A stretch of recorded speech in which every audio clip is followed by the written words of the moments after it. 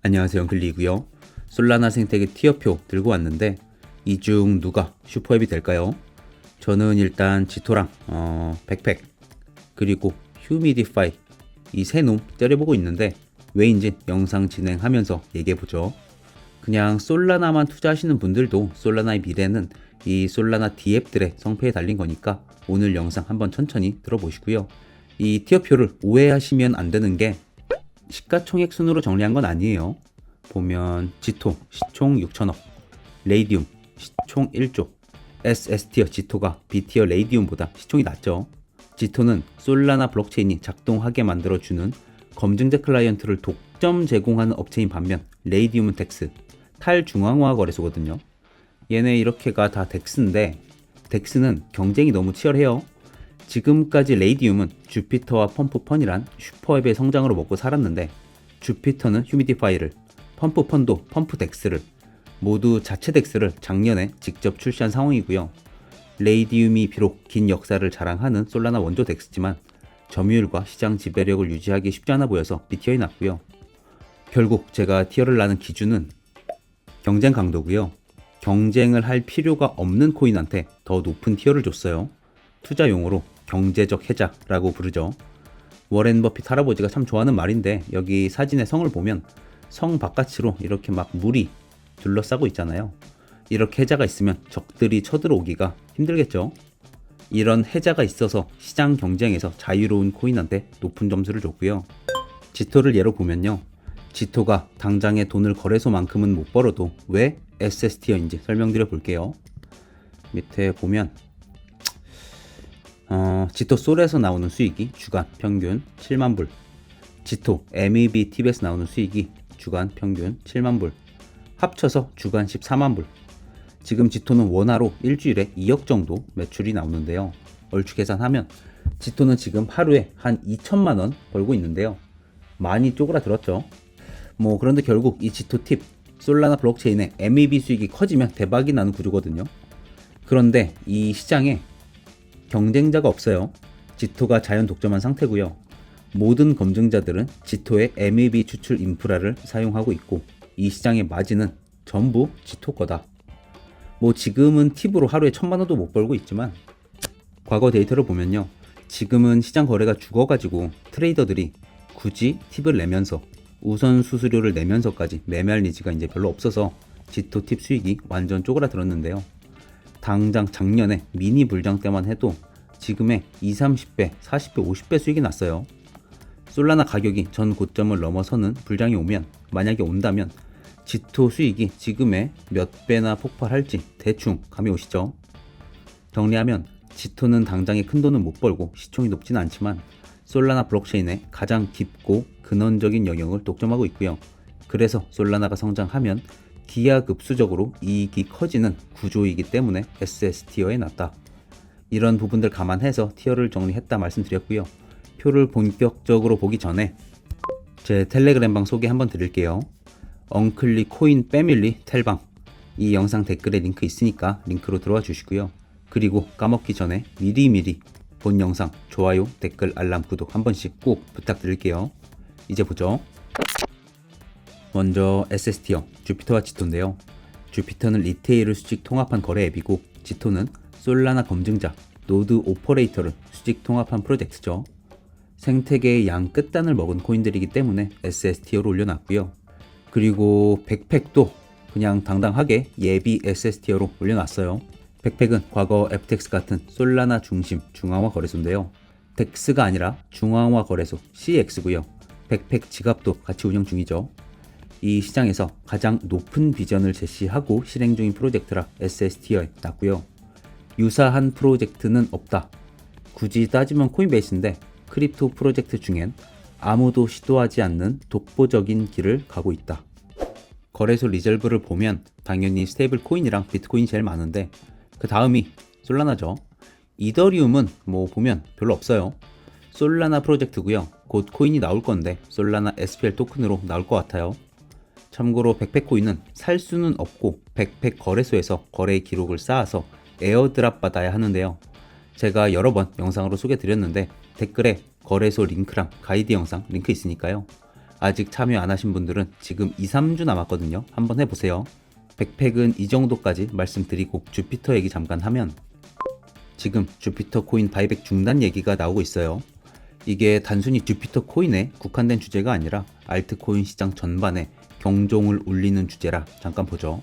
솔라나 공동 창업자가 밝힌 주피터 토큰 바이백 실패의 진실. 요약해드리면 주피터가 바이백을 1000억어치 했는데 코인 가격 부양에 별로 효과가 없었다. 그래서 이제 돈 그만 쏟아붓고 다른 더 효과적인 보상안을 찾아보자 라고 결정이 거의 났는데요.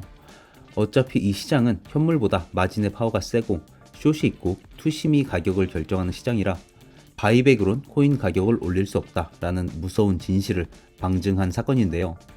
이게 참 당장에 더 나은 토큰 홀더 보상안이 뭔지 뾰족한 정답은 없어요. 그걸 찾는 게 이 시장의 숙제로 다시 남았고요.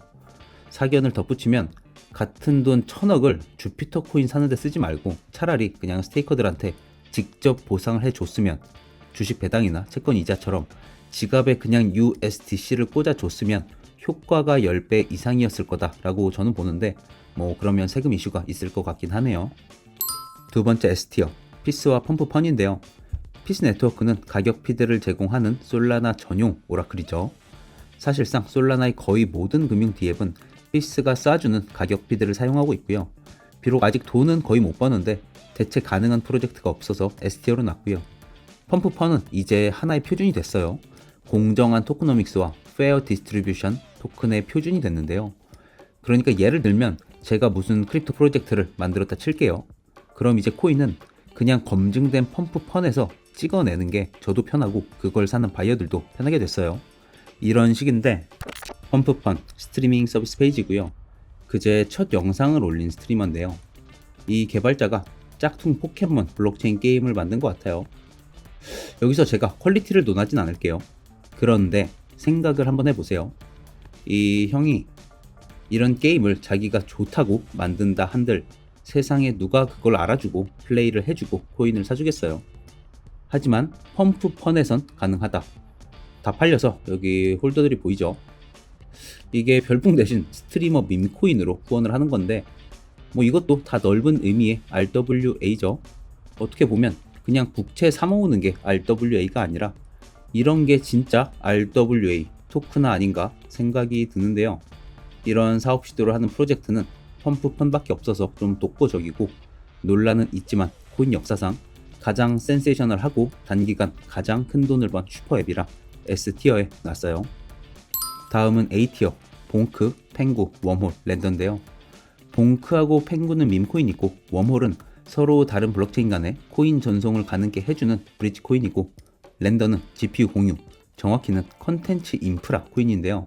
각각 프로젝트들에 대해선 제가 여러 번 설명드렸으니까 오늘은 그냥 넘어가고요. 요 랜더만 한마디 하면 오랜만에 찾아보고 좀 놀랐어요. 시총이 생각보다 아직도 꽤 높더라고요. 그래서 요새 AI 작업물들이 많아졌잖아요. 3D 렌더링 수요가 커져서 렌더가 실제 수혜를 좀 보고 있나? 궁금해서 찾아봤는데 지금까지 토탈 6,500만 프레임 렌더링 됐다고 나오네요. 안타깝게도 중소형 스튜디오 프로젝트 몇 개 수준이고요. 몇 조 원의 시총을 설명할 수 있는 레벨에는 한참 멀긴 한데요.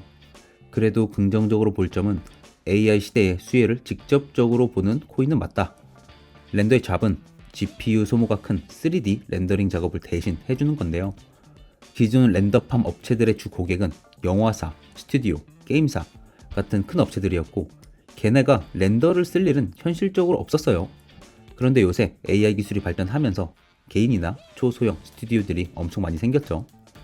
GPU가 한없이 부족해지는 세상에서 새로운 고객과 새로운 시장이 생겼으니까 렌더가 코인 갖고 장난치지 말고 일을 잘하면 성과를 낼 수 있지 않을까 기대해봐요.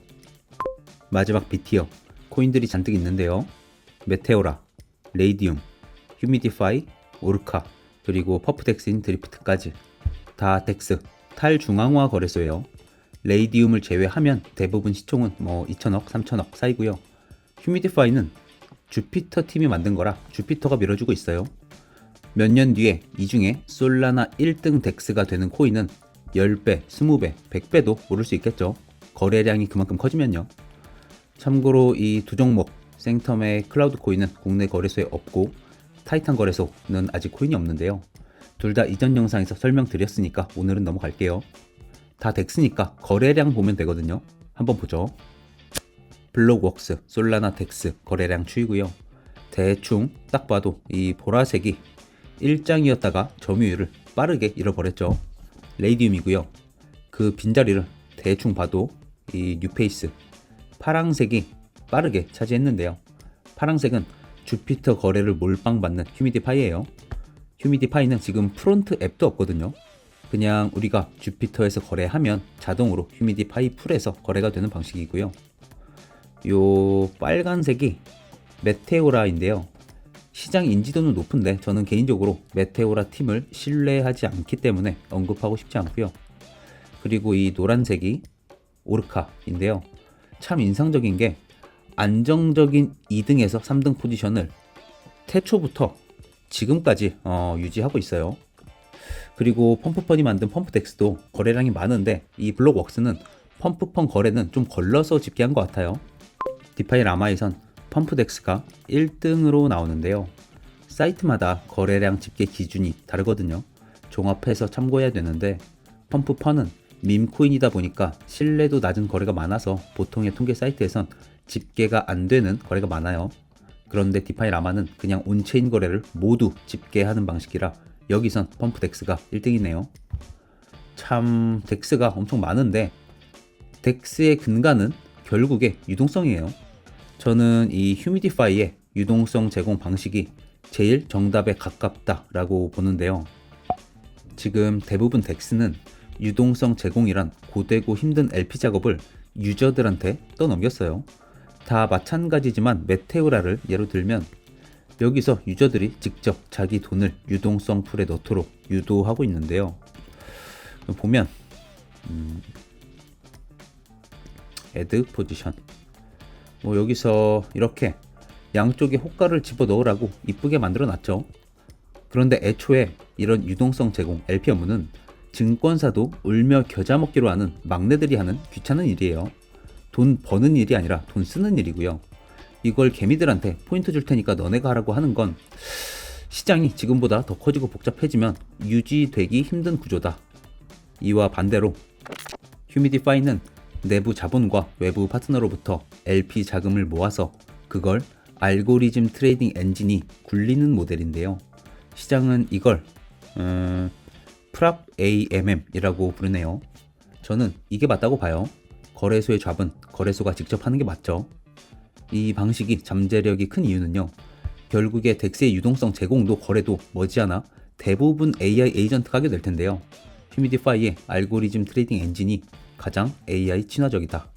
지금까지 대부분 덱스들이 차용하는 유동성 공급 방식은 유니스왑이 만든 기본 AMM 모델인데요.